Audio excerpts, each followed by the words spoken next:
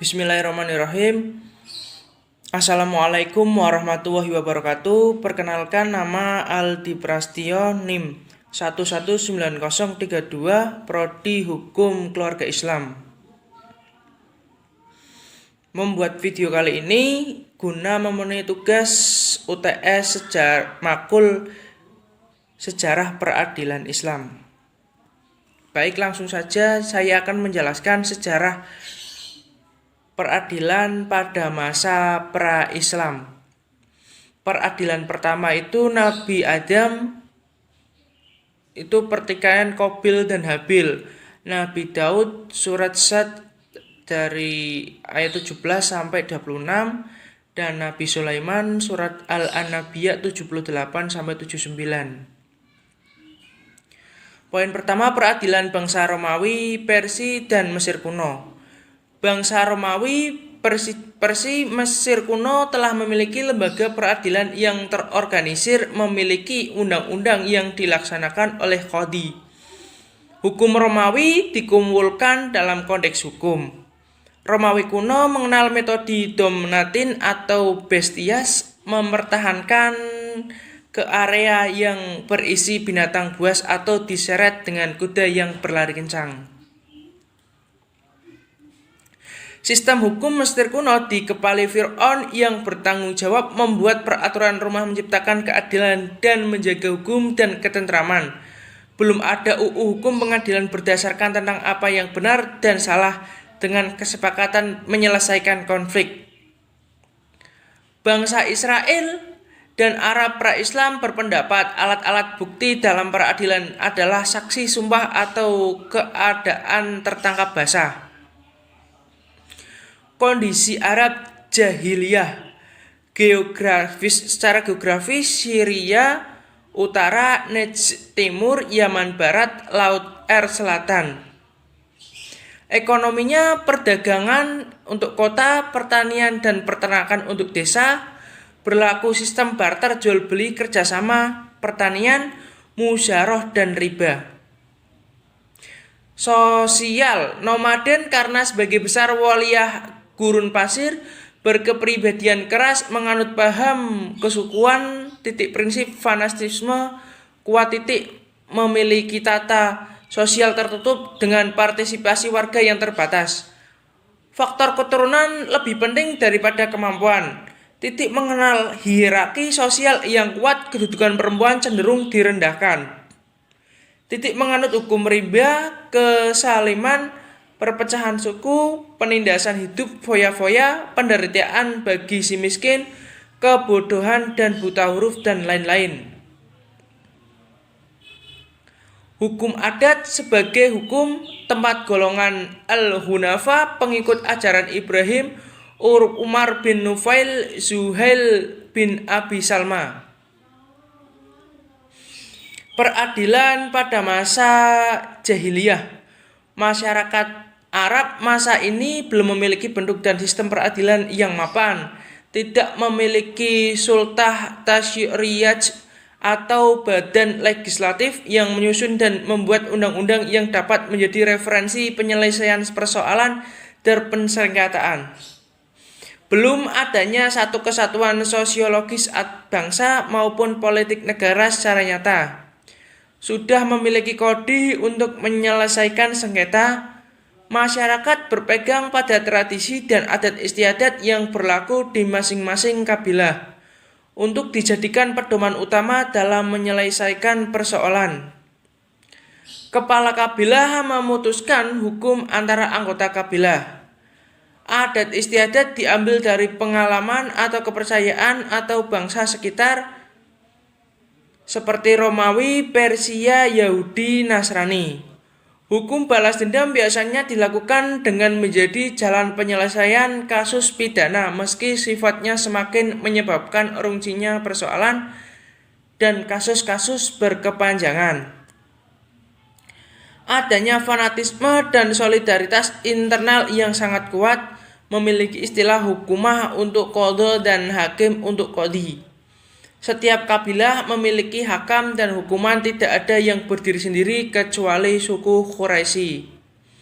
macam-macam peradilan. Yang pertama, badan hukum lembaga kehakiman.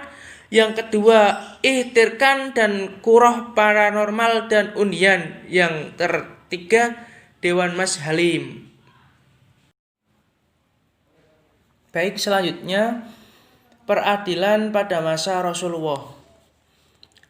Rasulullah merupakan orang pertama yang menjadi hakim dalam Islam, dan Rasulullah mengutus beberapa wali negara ke kota-kota yang menjadi majelis peradilan.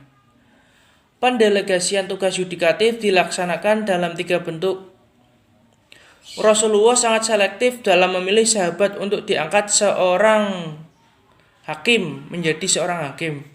Lembaga-lembaga kekuasaan kehakiman tersebut menurut konsep Islam berdasarkan pada Al-Quran dan Hadis, kekuasaan Al-Qadha, kekuasaan Al-Hizbah, dan kekuasaan Ad-Mazhalim. Rasulullah SAW mendelegasikan kekuasaan di bidang peradilan kepada sahabat yang memiliki kemampuan secara cepat dan tepat dan memiliki kejujuran untuk menyelesaikan persoalan yang dihadapkan kepadanya. Belum terdapat lembaga permasyarakatan atau penjara sebagaimana yang dikenal di masa sekarang. Sumber hukum peradilan pada masa Rasulullah SAW. Kemudian Rasulullah SAW menyampaikan wahyu tersebut kepada umat Islam, dan wahyu inilah yang menjadi hukum atau undang-undang yang wajib diikuti pada masa Rasulullah SAW. Hal ini dijelaskan dalam Quran surat An-Nisa ayat 59 yang berbunyi, "Wahai orang-orang yang beriman, taatilah Allah dan taatilah Rasul-Nya, Muhammad dan ulil amri pemegang kekuasaan di antara kamu. Kemudian jika kamu berbeda pendapat tentang sesuatu, maka kembalikanlah kepada Allah Subhanahu wa taala, Al-Qur'an dan Rasul-Nya As-Sunnah jika kamu beriman kepada Allah. Dan hari kemudian yang demikian itu lebih utama bagimu dan lebih baik akibatnya." Ijtihad sebagai sumber hukum peradilan Rasulullah SAW. Ijtihad dalam bidang putusan hakim pengadilan adalah jalan yang diikuti hakim dalam menetapkan hukum. Fungsi utama dari ijtihad ini adalah untuk menetapkan suatu hukum yang ada di masyarakat, di mana tidak dibahas dalam Al-Quran pada masa Nabi SAW. Terkadang juga memutuskan suatu perkara dengan ijtihad dalam beberapa hal ketika tidak terdapat nasnya dan secara eksplisit dalam Al-Quran. Mengenai keberadaan ijtihad sebagai salah satu sumber hukum peradilan di zaman ini, secara lebih tegas diungkapkan oleh Nabi sendiri ketika memberikan keputusan kepada 2 orang yang bersengketa tentang sebuah masalah waris. Rasulullah SAW juga bersabda, "Sesungguhnya aku memutuskan berdasarkan pandanganku dan dalam perkara yang belum ada wahyu yang diturunkan kepadaku." Putusan Nabi berdasarkan ijtihad ini bagi umatnya dengan sendirinya tentu saja menjadi bagian dari sumber hukum itu sendiri, karena posisi Nabi sebagai penyampai tashari dari Allah atau sebagai mushari. Rasulullah SAW memutuskan suatu perkara yang pada saat itu sedang dihapakannya, yaitu dengan wahyu yang diturunkan oleh Allah Subhanahu wa taala yang berupa Al-Qur'an. Proses peradilan pada masa Rasulullah SAW berlangsung dengan sangat sederhana, yaitu dengan model tanya jawab yang bersifat sebagai fatwa. Contohnya penyelesaian kasus Rasulullah SAW memutuskan perselisihan antara Abu Bakar dan Robah al-Aslami tentang tanah di dalamnya terdapat pohon kurma yang miring, adapun batangnya ditahan Robah, sedangkan rantingnya di tanah Abu Bakar, dan masing-masing mengakui bahwa pohon tersebut miliknya. Lalu keduanya pergi kepada Rasulullah SAW, maka beliau memutuskan bahwa ranting menjadi milik orang yang memiliki batang pohon. Hakim adalah pejabat yang memimpin persidangan. Istilah hakim sendiri berasal kata Arab hakam yang berarti peraturan, kekuasaan, dan pemerintahan. Hakim pada masa Rasulullah pada awal pemerintahan kota Madinah hanya Rasulullah Shallallahu Alaihi Wasallam sendiri yang bertindak sebagai hakim. Ketika Islam nyebar keluar Madinah, barulah Rasulullah melimpahkan wewenang tugas-tugas peradilan pada beberapa sahabat beliau. Selanjutnya, peradilan pada masa Khulafa al-Rasyidin. Yang pertama, pada peradilan pada masa Abu Bakar.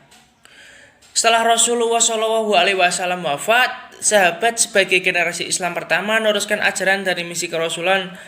Berita meninggalnya Nabi SAW juga peristiwa yang mengejutkan sahabat. Sebelum jenazah Nabi SAW dikubur, sahabat telah berusaha memilih penggantinya sebagai pemimpin agama dan pemimpin negara. Di antaranya adalah Abu Bakar As-Siddiq adalah sahabat pertama yang terpilih menjadi pengganti Nabi SAW. Abu Bakar diganti oleh Umar bin Khattab yang kemudian diganti lagi Utsman bin Affan dan selanjutnya diganti oleh Ali bin Abi Thalib. 4 pemimpin umat Islam dikenal sebagai itu yang disebut sebagai Khulafa ar-Rasyidin. Pada masa pemerintahan Abu Bakar As-Siddiq, keadaan umat Islam tidak jauh berbeda semasa Rasulullah SAW, sehingga tidak tampak adanya perkembangan di dalam hukum Islam, khususnya di dalam masalah peradilan. Keadilan peradilan di masalah pemerintahan Abu Bakar As-Siddiq relatif sama pada peradilan semasa Rasulullah SAW. Hal ini disebabkan karena kesibukannya memerangi sebagian kaum muslimin yang murtad sepeninggalan Rasulullah SAW dan kaum pembangkang yang tidak menunaikan zakat dan urusan-urusan politik dan pembangkang yang tidak menunaikan zakat dan urusan-urusan politik dan pemerintahan lainnya. Yang kedua, peradilan pada masa Umar bin Khattab. Setelah Khalifah Abu Bakar meninggal dunia, maka tamak pemerintahan beralih ke tangan Umar bin Khattab. Pada masa pemerintahan Umar bin Khattab, wilayah kekuasaan Islam semakin bertambah luas dan umat Islam semakin bertambah banyak.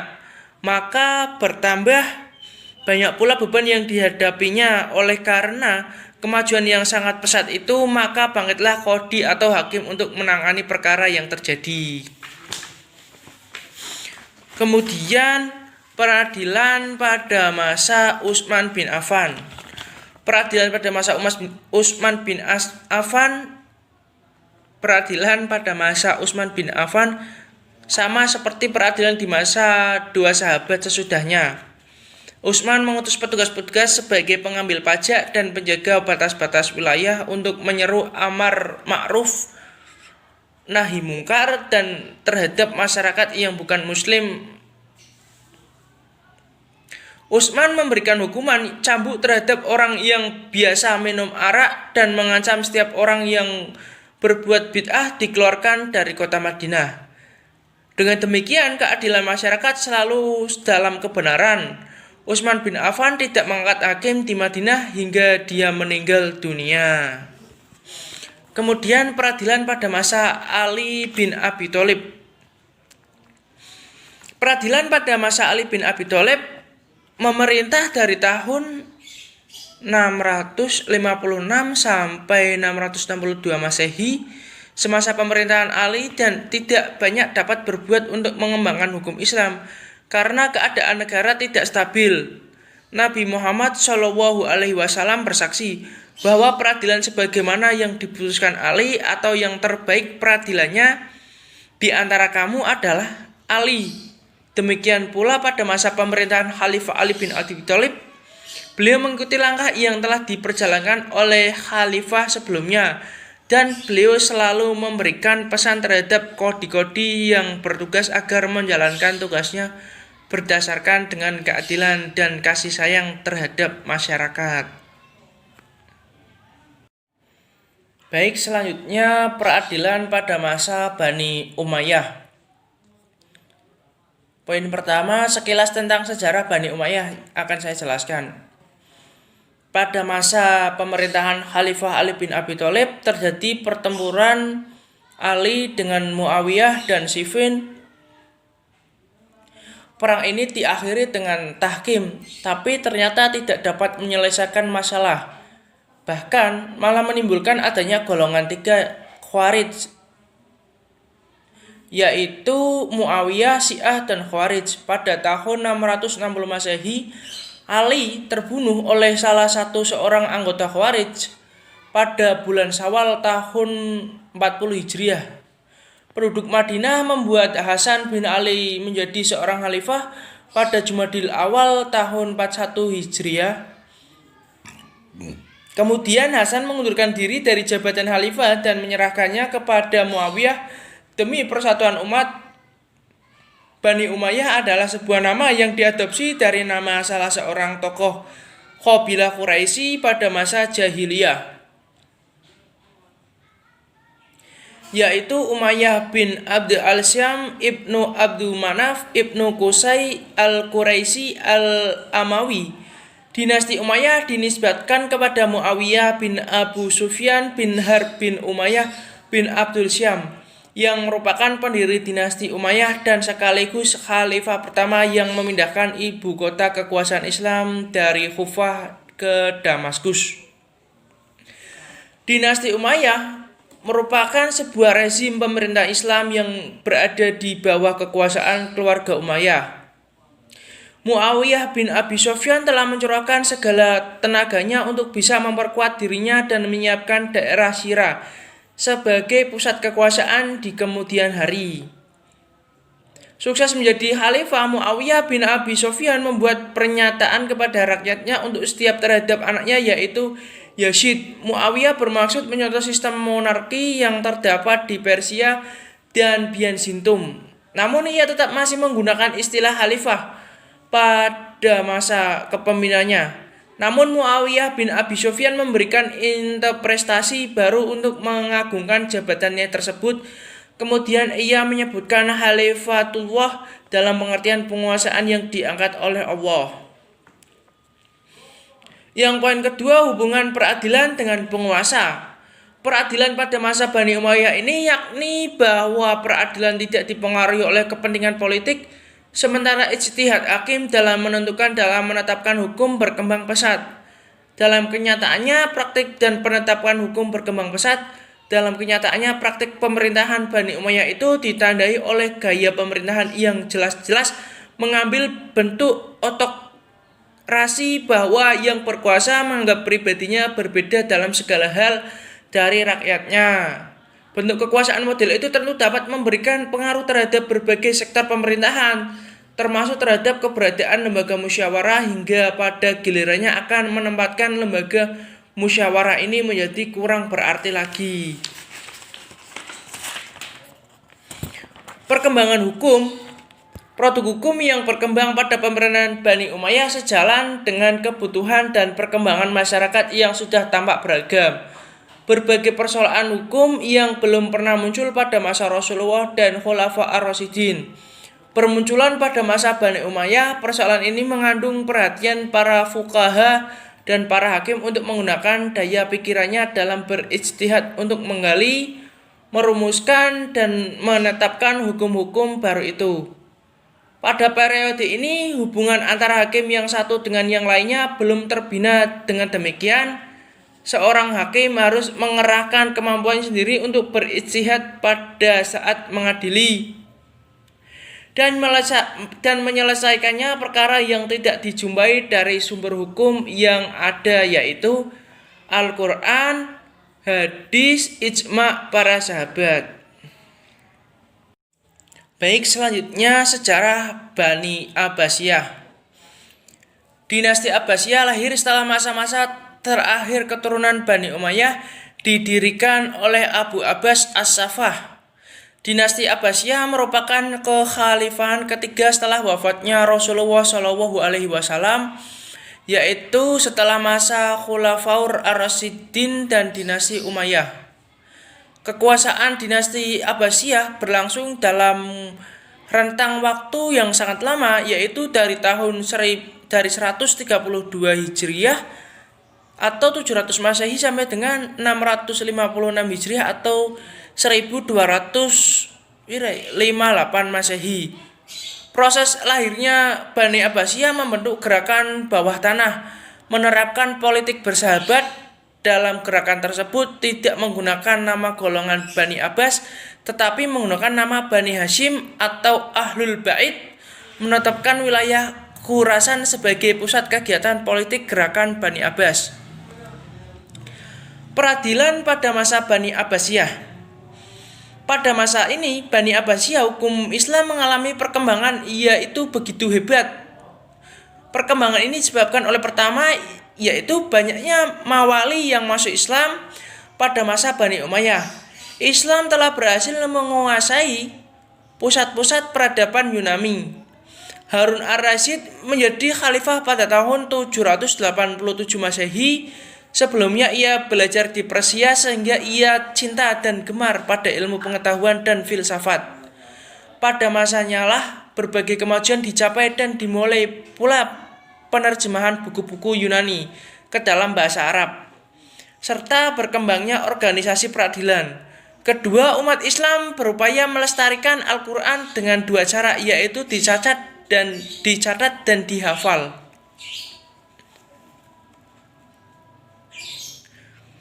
Keberadaan peradilan pada masa ini sesungguhnya meneruskan tradisi dan kebijakan hukum yang telah dijalankan oleh dinasti sebelumnya, yakni masa kekuasaan Umayyah, seperti tetap dilestarikannya Badan Hukum Nazar, Al-Mazalim, dan Lembaga Hizbah.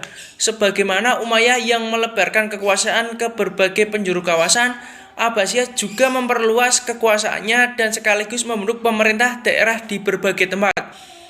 Pada zaman Abbasiyah, pertama yang menjadi sumber hukum adalah Al-Quran dan As-Sunnah, dan pada masa Abbasiyah pertama lembaga peradilan dikenal sebagai organisasi kehakiman dengan 4 lembaga, yaitu sebagai berikut. Yang pertama, Iwan Qadi Al-Qudat Ibu Kota, Qudah Al-Kali Provinsi, Qudat Al-Masar yaitu Al-Qadha Al-Hizbah Kota dan Kabupaten, dan yang terakhir Al-Sultah Al-Qadhiyah Ibu Kota dan kota-kota. Adapun beberapa peradilan pada masa Abbasiyah ada 3 macam, yaitu sebagai berikut. Yang pertama, Al-Qadha Hakam bergelar Al-Qadi, bertugas mengurus perkara-perkara yang berhubungan dengan agama pada umumnya. Yang kedua, Al-Hizbah Hakim bergelar Muhtasib, bertugas menyelesaikan perkara-perkara yang berhubungan dengan masalah-masalah umum dan tidak pidana yang memerlukan pengurusan segara. An-Nadhar fi Al-Mashalim Hakimnya bergelar Sahibul atau Al-Qadi Al-Mashalim, bertugas menyelesaikan perkara-perkara banding dari 2 badan pengadilan di atas. Baik, yang terakhir peradilan pada masa Turki Utsmani. Sejarahnya berdirinya Turki Utsmani. Kerajaan Turki Utsmani didirikan oleh suku bangsa pengembara yang berasal dari wilayah Asia Tengah yang termasuk suku Kayi. Mereka akhirnya terbagi menjadi 2 kelompok. Yang pertama ingin pulang ke negeri asalnya, yang kedua meneruskan perantauannya ke wilayah Asia Kecil. Kelompok kedua itu berjumlah sekitar 400 keluarga dipimpin oleh Ertuğrul Artogul anak Sulaiman. Ertuğrul mempunyai seorang anak yang bernama Utsman, kira-kira lahir tahun 1258. Nama Utsman lah ditunjuk sebagai nama kerajaan Turki Utsmani.